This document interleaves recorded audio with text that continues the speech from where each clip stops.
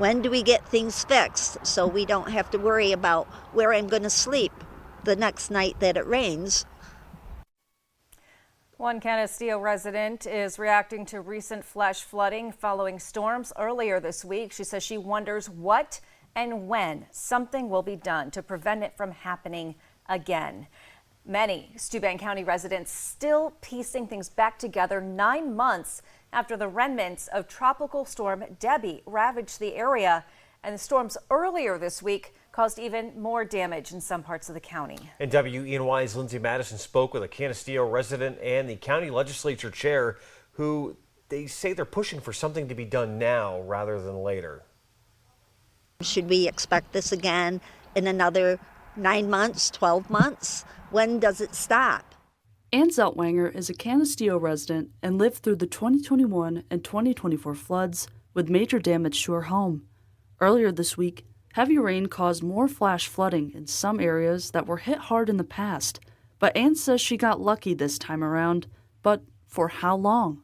Steuben County Legislature Chair Kelly Fitzpatrick is calling for immediate action when it comes to flood recovery efforts, both on the state and federal levels. We need the help of FEMA. We need the help of the DEC. These organizations that permit processes that will help us prevent this damage, we need their help.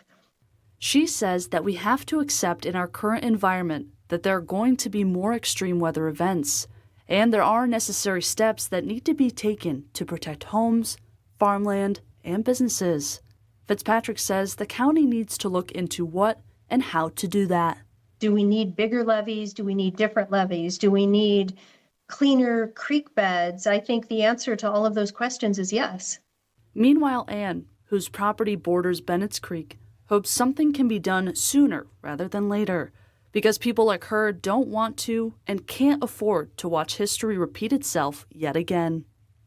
As far as funding goes, some of us around here could use so much more because, like I said, they've gotten their money, they've fixed their places, and they're right back to square one where everything got washed away.